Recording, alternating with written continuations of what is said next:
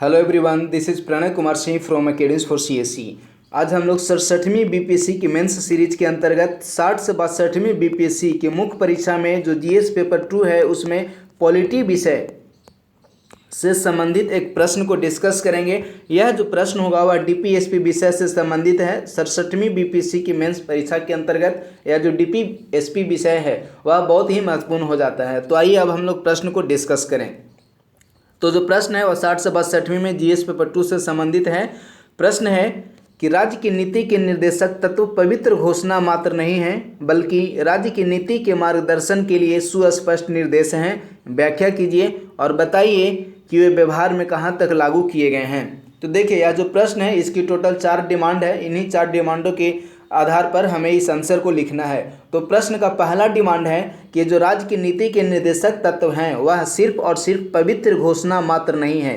दूसरा डिमांड है कि राज्य की नीति के मार्गदर्शन के लिए सुस्पष्ट निर्देश हैं। और इस प्रश्न की जो तीसरा है वह कह रहा है कि इसकी व्याख्या कीजिए कि यह किस प्रकार से राज्य की नीति के निर्देशन में सुस्पष्ट निर्देश प्रदान किए गए हैं संविधान द्वारा। और जो इस प्रश्न की चौथा डिमांड है वह है कि बताइए कि व्यवहार में इसे कहाँ तक लागू किया गया है। अब हम लोग डिमांड जानने के बाद इस प्रश्न की इंट्रोडक्शन को देखते हैं। तो देखिए, इंट्रोडक्शन में मैंने लिखा है कि संविधान निर्माताओं ने स्वतंत्रता आंदोलन के नैतिक पक्षों एवं विचारों को संविधान में राज्य की नीति निर्देशक तत्व के अंतर्गत रखा है। नीति निर्देशक तत्व के माध्यम से सरकार के लक्ष्यों एवं उद्देश्यों को स्पष्ट करने का प्रयास किया गया है। सरकार ने भी आर्थिक संसाधनों की उपलब्धता एवं सामाजिक आवश्यकता अनुसार इन आदर्शों एवं तत्वों को समय समय पर क्रियान्वित किया है। अब इंट्रोडक्शन लिखने के बाद संक्षिप्त में या एक पैराग्राफ में हम लोग डीपीएसपी को परिभाषित करेंगे कि डीपीएसपी क्या है। संविधान के भाग 4 के अनुच्छेद 36 से 51 तक में राज्य की नीति निर्देशक तत्व का वर्णन किया गया है। नीति निर्देशक तत्व कार्यपालिका एवं व्यवस्थापिका को संविधान निर्माताओं द्वारा दिए गए ऐसे उपदेश या निर्देश हैं जिसके अनुसार इन्हें अपने अधिकारों का प्रयोग इस प्रकार करना होता है कि इन सिद्धांतों का उचित तरीके से पालन हो। डॉक्टर राजेंद्र प्रसाद के अनुसार राज्य के नीति निर्देशक सिद्धांतों का उद्देश्य जनता के कल्याण को प्रोत्साहित करने वाली सामाजिक व्यवस्था का निर्माण करना है। अब आंसर में एक कोटेशन देने के बाद नेक्स्ट पैराग्राफ में हम लोग देखते हैं। तो नेक्स्ट पैराग्राफ में स्टार्ट किया हुआ है कि संविधान निर्माताओं ने सामाजिक आर्थिक लोकतंत्र की स्थापना करने वाली नीति निर्देशक तत्वों की प्रकृति को सकारात्मक रूप में वर्णित किया है।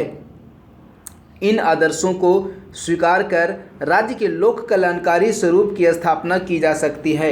25वां संविधान संशोधन द्वारा राज्य की नीति निर्देशक तत्वों को लागू करने के लिए यह प्रावधान किया गया कि यदि अनुच्छेद 39B तथा 39C को लागू करने के क्रम में यदि संविधान के अनुच्छेद 14 जो कि समानता का अधिकार से संबंधित है, 19 जो कि स्वतंत्रता के अधिकार से संबंधित है तथा 31 जो कि पूर्व में संपत्ति का अधिकार से संबंधित था का उल्लंघन होता है तो उसे उल्लंघन नहीं माना जाएगा। संविधान में निम्नलिखित नीति निर्देशक तत्वों को शामिल किया गया है।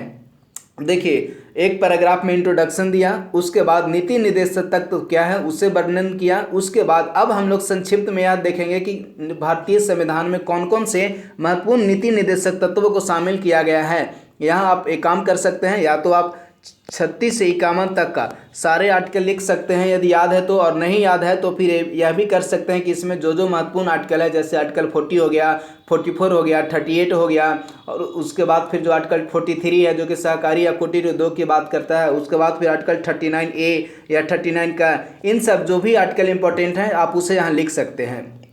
तो देखिए, आर्टिकल 38 में लोक कल्याणकारी राज्य की बात की गई है, आर्टिकल 38। उसके बाद फिर 39 का है जो कि समान न्याय और निःशुल्क विधिक सहायता की बात करता है, आर्टिकल 39। उसके बाद फिर आर्टिकल 40 में ग्राम पंचायत का गठन की बात किया गया है। उसके बाद जो आर्टिकल 41 है उसके अंतर्गत जो आर्टिकल 41 है वो कहता है कि कुछ दशाओं में काम, शिक्षा व लोक सहायता पाने का अधिकार। आर्टिकल 42 जो कि अनुच्छेद 42 है वह है काम की न्याय संगत व मानवोचित दशा तथा प्रसूति सहायता का उपबंध। अनुच्छेद 43 कर्मकारों के लिए निर्वाह योग्य मजदूरी। और नेक्स्ट आर्टिकल यदि बात किया जाए तो आर्टिकल जो 43 का है 43 क में स्पष्ट रूप से वर्णित किया हुआ है कि उद्योगों के प्रबंधन में कर्मगारों की भूमिका। और यदि 43 बी की बात किया जाए या 43 ख की बात किया जाए तो इसके अंतर्गत सहकारी उद्योग का बात किया हुआ है। तो जो सहकारी उद्योग या सहकारी समितियां की बात की हुई है 43 बी के अंतर्गत। अब आर्टिकल 44 को देखें तो अनुच्छेद 44 में है समान सिविल संहिता। अनुच्छेद 45 कहता है कि 6 वर्ष से कम आयु के बालकों की प्राथमिक शिक्षा। अनुच्छेद 46 एससी अनुसूचित जाति, एसटी अनुसूचित जनजाति व दुर्बल वर्गों की शिक्षा व अर्थ संबंधी हितों की अभिवृद्धि की जाएगी। अनुच्छेद 49 को देखें तो अनुच्छेद 49 में वर्णित किया गया है कि राष्ट्रीय महत्व के स्मारकों, स्थानों व वस्तुओं का संरक्षण किया जाएगा। अनुच्छेद 50 कार्यपालिका से न्यायपालिका का पृथक्करण की बात करता है। तो वहीं अनुच्छेद 51 अंतर्राष्ट्रीय शांति व सुरक्षा की अभिवृद्धि की बात करता है। अब देखिए 36 से 51 तक यह इंपॉर्टेंट आर्टिकल लिखने के बाद डीपीएसपी से संबंधित कुछ अन्य महत्वपूर्ण फैक्ट्स भी हैं तो उसे भी आप लोग लिख सकते हैं। जैसे डीपीएसपी से संबंधित जो उदारवादी आर्टिकल है कि भारतीय संविधान में नीति निर्देशक तत्व के अंतर्गत जो उदारवादी सिद्धांत हैं, जैसे जो आर्टिकल 44 हो गया वह डीपीएसपी से संबंधित उदारवादी सिद्धांत है जिसमें कि यूनिफॉर्म सिविल कोड या समान नागरिक संहिता की बात की हुई है। उसके बाद जो आर्टिकल 45 हो गया जो कि अनिवार्य शिक्षा की बात करता है, 6 वर्ष से कम के बालकों की प्राथमिक शिक्षा की बात करता है। और उसके बाद जो आर्टिकल 51 है जो कि अंतर्राष्ट्रीय शांति की बात करता है, यह भारतीय संविधान में नीति निर्देशक तत्व के अंतर्गत शामिल किए गए प्रमुख उदारवादी लक्ष्य हैं। इसी प्रकार से यदि अब हम लोग समाजवादी लक्ष्यों की बात करें कि डीपीएसपी से में वर्णित किए गए कौन कौन से सोशलिस्ट आर्टिकल हैं, तो यदि समाजवादी लक्ष्यों की बात करें या समाजवादी सिद्धांत से संबंधित कुछ आर्टिकल की बात करें तो वह है समान कार्य से संबंधित समान वेतन। उसके बाद फिर है निर्वाह योग्य मजदूरी और प्रबंधन में उद्योगों के प्रबंधन में कर्मगारों की भूमिका। आर्टिकल 43A जो है वह समाजवादी लक्ष्य है। उसके बाद यदि गांधीवादी तो आप लोग उदारवादी, समाजवादी और गांधीवादी इस परिप्रेक्ष्य में भी आर्टिकल को लिख सकते हैं। तो यदि गांधीवादी लक्ष्य की बात करें जो कि इंडियन कॉन्स्टिट्यूशन में डीपीएसपी के अंतर्गत वर्णित किया हुआ है, तो गांधीवादी लक्ष्य है सर्वप्रथम है आर्टिकल 40 जो कि ग्राम पंचायत से संबंधित है। उसके बाद जो आर्टिकल है वह है 43, आर्टिकल 43। उसके बाद नेक्स्ट आर्टिकल की बात करें तो वह है आर्टिकल 47 जो कि मद्य निषेध की बात करता है। इसी के अंतर्गत शराबबंदी वगैरह की चर्चा की गई है। उसके बाद वह है आर्टिकल 48।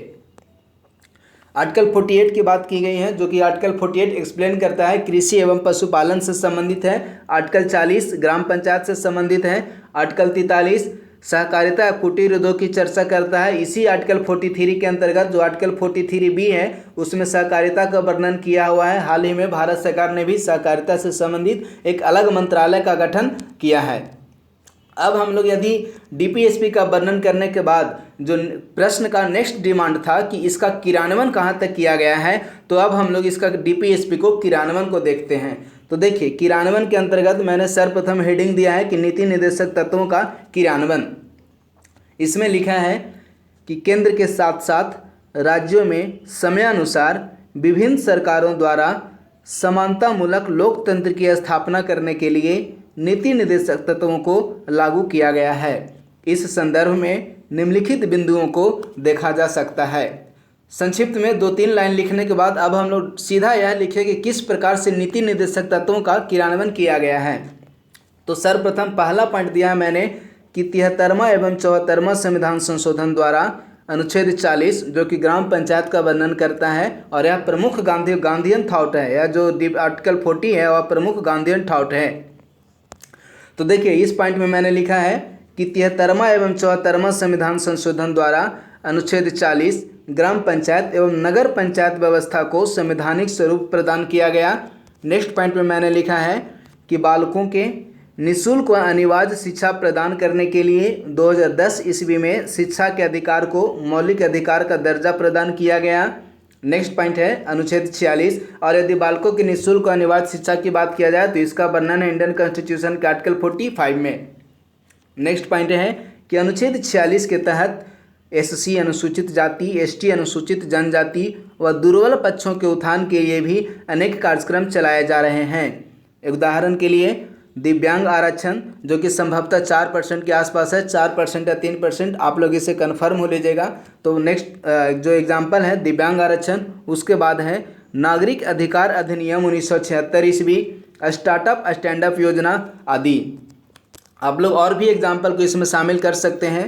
नेक्स्ट पॉइंट है नागरिकों के पोषाहार व जीवन स्तर को ऊंचा करने के लिए आयुष्मान भारत, प्रधानमंत्री जन औषधि योजना, सुरक्षित मातृत्व के लिए माँ कार्यक्रम आदि। नेक्स्ट पॉइंट है वर्ष 2013 ईस्वी में खाद्य सुरक्षा अधिनियम को कानूनी स्वरूप प्रदान किया गया। अनुच्छेद 48 के तहत राष्ट्रीय गोधन मिशन, कृषि ऋण माफ़ योजना KCC आदि। नेक्स्ट है अनुच्छेद 51 के तहत संयुक्त राष्ट्र शांति रक्षा दल में भारतीय सैनिकों की सहायता। अनुच्छेद यदि 51 आर्टिकल 51 की बात किया जाए तो आर्टिकल 51 इंटरनेशनल पीस की बात करता है, आर्टिकल 51 अंतर्राष्ट्रीय शांति की बात करता है। इसके बाद भारत सरकार के द्वारा जो योजनाएं चलाई जा रही हैं उसको लिखने के बाद कि भारत सरकार ने किस प्रकार से DPSP तत्वों का क्रियान्वयन किया है, उसके लिखने के बाद अब हम लोग संक्षिप्त में एक पैराग्राफ में बिहार सरकार के भी प्रयासों को लिखेंगे। तो इस पैराग्राफ मैंने चेंज किया है। उसके बाद लिखा है कि इसके अतिरिक्त यदि बिहार सरकार के कार्यक्रमों को देखा जाए तो बिहार सरकार ने भी शराबबंदी, जल जीवन हरियाली, वन क्षेत्र में वृद्धि कर 17% करना, पंचायत चुनाव में 50% महिला आरक्षण, मुख्यमंत्री युवा उद्यमी योजना के माध्यम से भी बिहार सरकार ने राज्य के नीति निर्देशक तत्वों को क्रियान्वित करने का प्रयास किया है।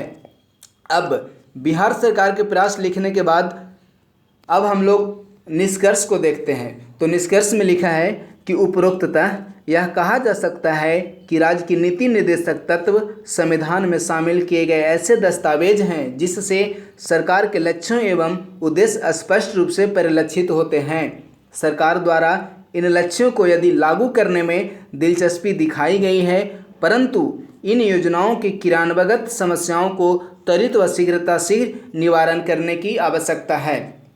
इस प्रकार से इंट्रोडक्शन, प्रश्न का बॉडी पार्ट और कंक्लूजन लिखने के बाद अब हम लोग इस प्रश्न को कंक्लूड कर देते हैं। तो यह जो हमारा था वो निष्कर्ष था। इस प्रकार से आज का जो सीरीज समाप्त हुआ। धन्यवाद।